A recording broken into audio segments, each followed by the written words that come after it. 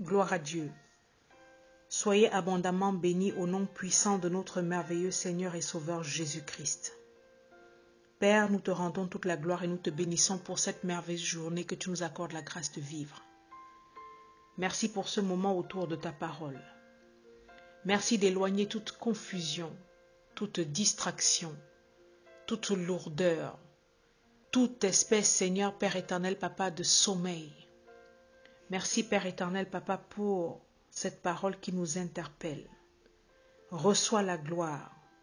Au nom de Jésus-Christ. Amen. Soyez abondamment bénis, mes frères, au nom de Jésus-Christ. Cette semaine, nous prenons la parole de Dieu dans le livre de 2 Rois. Le livre de 2 Rois, chapitre 5. Le passage que nous allons travailler cette semaine, c'est la suite de la guérison de Naaman dont nous avions parlé il y a quelques semaines. Vous retrouverez le lien de la vidéo dans la barre d'infos pour ceux qui n'avaient pas écouté cet enseignement. Je vous le recommande car il est vraiment très enrichissant. Donc nous allons poursuivre dans la direction que Dieu nous donne, le chapitre de 2 Rois, chapitre 5, à partir du verset 15 jusqu'au verset 27. Je suis dans la version du Semeur en ce jour. Verset 15. Il retourna vers l'homme de Dieu, il mit pour Naaman, avec toute son escorte.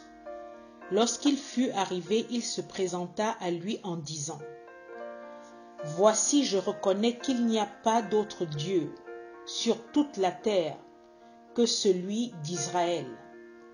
Maintenant accepte, je te prie, un cadeau de la part de ton serviteur. Élisée répondit: Aussi vrai que l'Éternel que je sers est vivant, je n'accepterai rien. Naaman insista, mais Élisée persista dans son refus. Naaman dit: Puisque tu refuses tout cadeau, permets-moi au moins d'emporter un peu de terre de ton pays, juste autant que 2 mulets peuvent emporter, car dorénavant ton serviteur ne veut plus offrir ni holocauste, ni sacrifice de communion à d'autres dieux qu'à l'Éternel. Seulement que l'Éternel veuille me pardonner la chose suivante.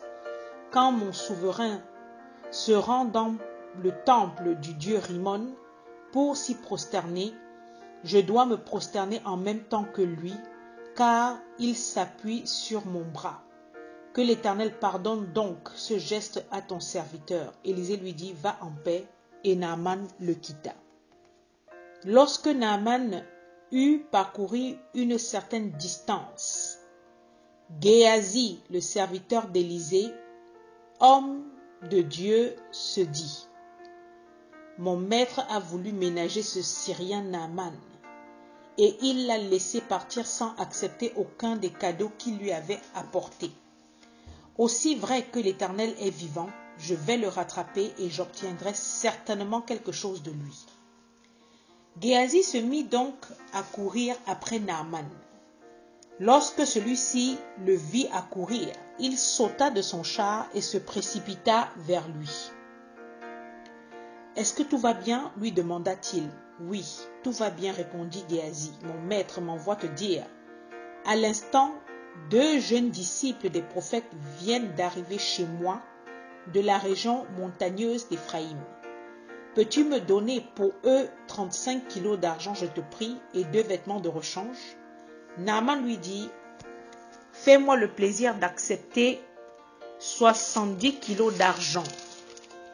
Il insista auprès de lui pour qu'il accepte et mit lui-même les 70 kilos d'argent dans 2 sacs qu'il lui donna. Il lui remit aussi 2 vêtements d'apparat que 2 de ses serviteurs portèrent devant Géasi. Quand Géasi fut arrivé à la colline située près de l'entrée de la ville, il prit les objets de leurs mains, les déposa chez lui et renvoya les 2 serviteurs qui s'en allèrent. Puis il alla lui-même se présenter à son maître. Élisée lui demanda: D'où viens-tu, Géasi? Il répondit, ton serviteur n'est allé nulle part. Mais Élisée lui dit, crois-tu que mon esprit n'était pas avec toi lorsque cet homme a sauté de son char pour aller à ta rencontre? Penses-tu que c'est le moment de prendre de l'argent et d'acquérir des vêtements, puis des oliviers, des vignes, des brebis, des bœufs, des serviteurs et des servantes? Puisque tu as fait cela, la lèpre de Naaman s'attachera à toi et à tes descendants pour toujours. Alors Géasi quitta Élisée atteint d'une lèpre blanche comme la neige. Gloire à Dieu. Voilà une longue lecture de ce chapitre qui allonge le message dans le temps. Et comme à l'accoutumée, pour ne pas que le message soit long, nous allons le scinder. Dans le passage que nous venons de lire, à partir du verset 15, on voit ce qui se passe à la suite de la guérison miraculeuse de Naaman. On voit que Naaman retourne vers l'homme de Dieu avec son escorte. L'homme de Dieu ici, il s'agit de Élisée. Élisée, le prophète successeur de Élie, qui venait par la puissante main de Dieu d'accomplir un miracle. Naaman, comme je l'ai dit tout à l'heure, était allé vers Élisée pour obtenir sa guérison parce qu'il était atteint de lèpre. Et ayant obtenu cette guérison, en guise de gratitude, de remerciement, pour exprimer sa reconnaissance, il a voulu offrir à Élisée, l'homme de Dieu, des présents, des cadeaux. Mais Élisée, l'homme de Dieu, refusa. La parole de Dieu dit dans le verset 16, Naaman insista, mais Élisée persista dans son refus. Au verset 5, on voit tout ce qu'il avait apporté. On parle de 350 kilos d'argent, 70 kilos d'or et 10 vêtements de rechange. Voilà ce que Naaman avait programmé, avait prévu comme cadeau pour donner à Élisée. Élisée a refusé tout cela. Et il a dit, aussi vrai que l'Éternel que je sers est vivant, je n'accepterai rien. Élisée refuse parce que sa motivation première n'était pas l'argent. Élisée refuse les cadeaux contrairement à certains faux prophètes, certains faux conducteurs. Élisée était un homme de Dieu. Quand on se dit homme de Dieu, quand on se dit serviteur de Dieu, nous sommes tenus de marcher avec sagesse et révélation. Et ce n'est pas tout cadeau, ce ne sont pas tout présents que nous devons forcément accepter. La preuve, dans 2 Rois, chapitre 4, c'est-à-dire le chapitre précédent, au verset 42, on voit que Élisée avait accepté les pains et les prémices, 20 pains d'orge et les épis nouveaux que un monsieur lui avait apportés. Élisée les avait acceptés. Mais dans le cas de ce Syrien que nous venons de lire, Naaman, Élisée refuse catégoriquement. Afin qu'au travers de son attitude, les païens, comme c'était le cas de ce Naaman et de toute son escorte, les adorateurs de l'idole Rimon, puissent rendre toute la gloire à Dieu seul, montrant ainsi que ce n'est pas pour l'argent que Dieu est passé pour guérir, pour bénir la vie de ce monsieur. Aussi alléchant que fut le présent, comme je viens de le dire, je le répète, on parle de 350 kilos d'argent, 70 kilos d'or et 10 vêtements de rechange. Aussi alléchant que cela pouvait l'être, Élisée ne s'est pas laissé séduire. Élisée ne s'est pas laissé aguicher ou tenter, et surtout il ne voulait pas tirer profit de ce miracle que Dieu avait accompli au travers de lui. Matthieu 10, verset 8 dit quoi? Guérissez les malades, ressuscitez les morts, purifiez les lépreux, chassez les démons, vous avez reçu gratuitement, donnez gratuitement. Purifiez les lépreux, comme c'était le cas de ce Naaman ici. Et 2 Corinthiens 2, verset 17 dit quoi? Car nous ne falsifions point la parole de Dieu, comme font plusieurs. Mais c'est avec sincérité, mais c'est de la part de Dieu que nous parlons en Christ devant Dieu. Le comportement d'Élisée ici est un comportement digne, est un comportement remarquable d'une personne qui marche avec la sagesse, avec la révélation, qui marche dans l'obéissance. Frère, quand tu te dis enfant de Dieu, je le réitère, ce ne sont pas tout cadeau ou présent que tu es tenu d'accepter, qu'on vient te présenter. Tu dois marcher avec la révélation, tu dois marcher avec la connaissance de ce que Dieu veut pour toi. Dieu n'est pas contre le fait d'exprimer sa reconnaissance au travers d'une certaine libéralité, des dons ou alors d'un bien matériel que tu pourrais offrir à l'homme de Dieu, à une personne qui t'a béni dans le Seigneur, mais c'est à l'homme de Dieu ou même c'est à l'enfant de Dieu de consulter Dieu avant de prendre quoi que ce soit. Et surtout, en tant que croyants, nous ne devons pas abuser du miracle parce que nous ne devons pas oublier que nous sommes des canaux par lesquels Dieu passe pour accomplir son œuvre. Nous ne sommes que des instruments. Ce n'est pas nous qui produisons ces miracles, dont nous n'avons pas à tirer profit de ces miracles, comme si cela était notre propriété. Cependant, on voit au verset 20, Géasi n'était pas du même avis que Élisée. Géasi n'était pas animé du même sentiment que son maître. Géasi était l'une des personnes qui a assisté Élisée, son maître, dans différents miracles. Il a assisté à la résurrection d'un enfant. Il a vu et vécu suffisamment longtemps à côté de son maître pour apprendre, pour savoir que son maître était quelqu'un qui marchait avec la direction de Dieu. Géasi avait des faiblesses en lui. Géasi avait vraiment la séduction et la convoitise qui était son problème. Géasi a vu l'argent. Géasi a vu les 350 kilos d'argent, les 70 kilos d'or et les 10 vêtements de rechange. Parce que Géasi avait en lui cette faiblesse qui est la convoitise. 1 Timothée 6, verset 10 dit quoi? Car l'amour de l'argent est une racine de tous les maux.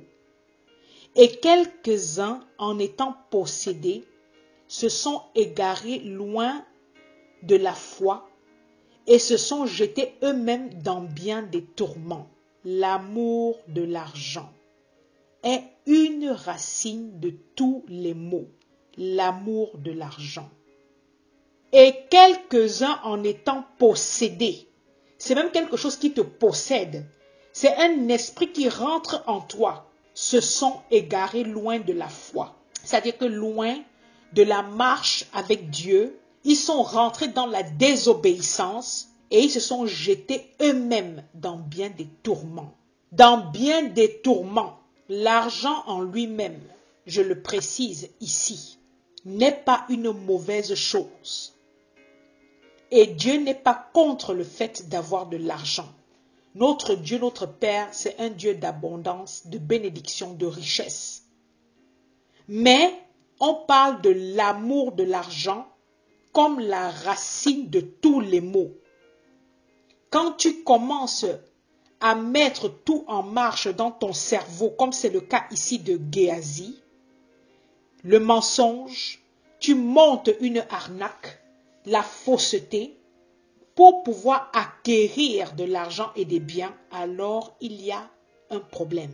Quand cet amour de l'argent te possède, ça finit par t'égarer loin de Dieu. Dans cette série, nous parlerons des Géasi. Géasi étant mis comme des frères, comme des sœurs, nous tous qui sommes là, nous pouvons être des Géasi. C'est-à-dire que bien que nous ayons cette proximité avec les hommes de Dieu dans des églises, bien que nous ayons cette connaissance qui nous est inculquée au travers des enseignements, bien que nous vivons, nous voyons des miracles se produire, se réaliser autour de nous, si nous ne faisons pas attention aux sentiments qui animent nos cœurs, si nous ne faisons pas attention à introspecter la nature des pensées qui nous animent, nous allons finir comme Géasi. Regardons seulement autour de nous, qu'est-ce que les gens ne sont pas prêts à faire ou sont prêts à faire pour pouvoir obtenir de l'argent.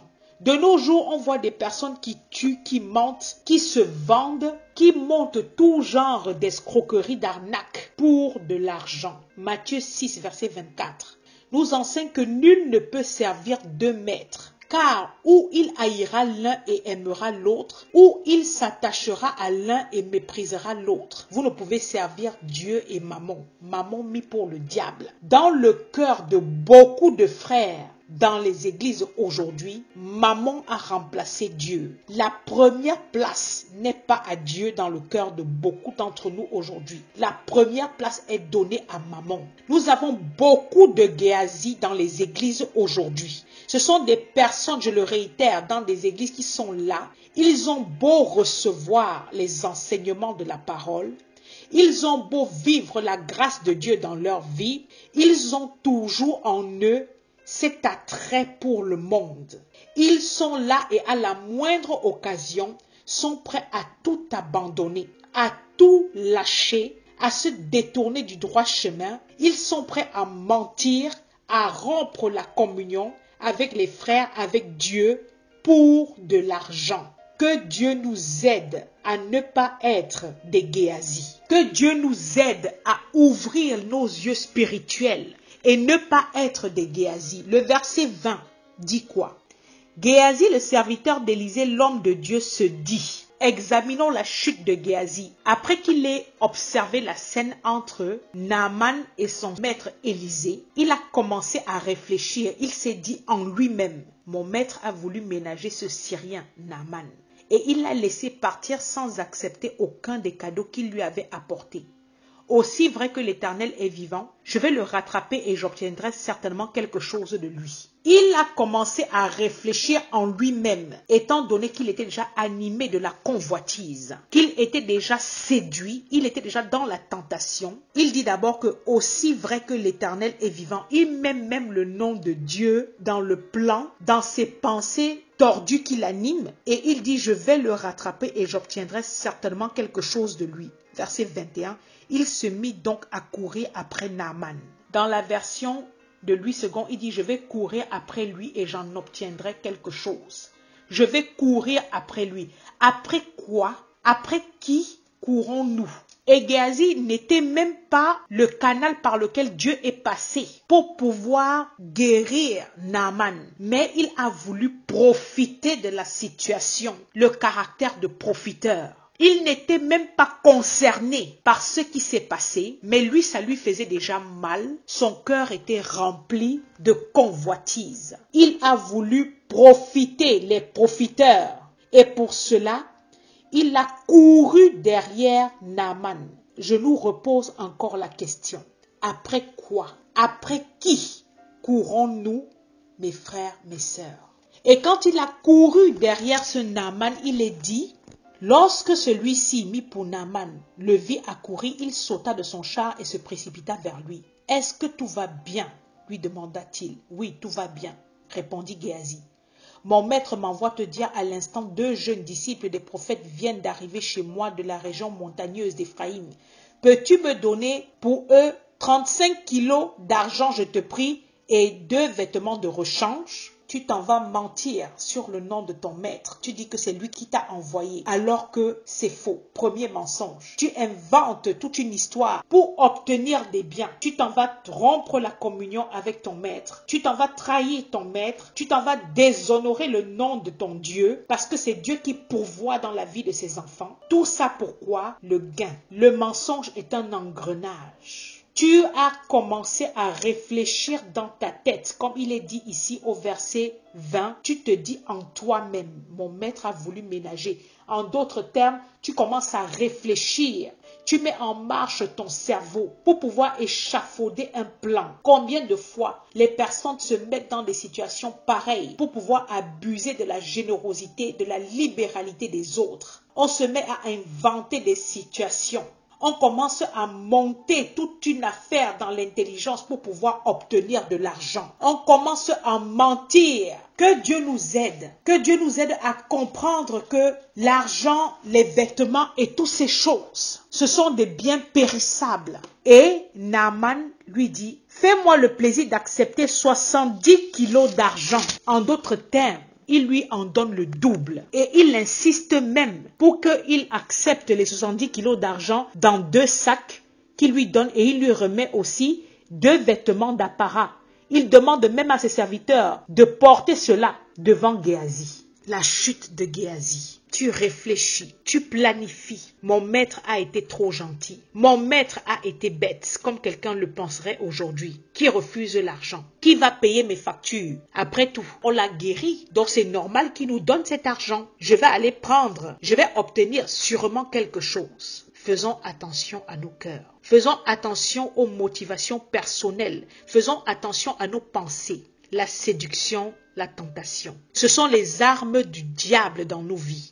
Par la grâce de Dieu, nous continuerons cet enseignement la semaine prochaine. Que Dieu vous bénisse au nom de Jésus-Christ. Amen.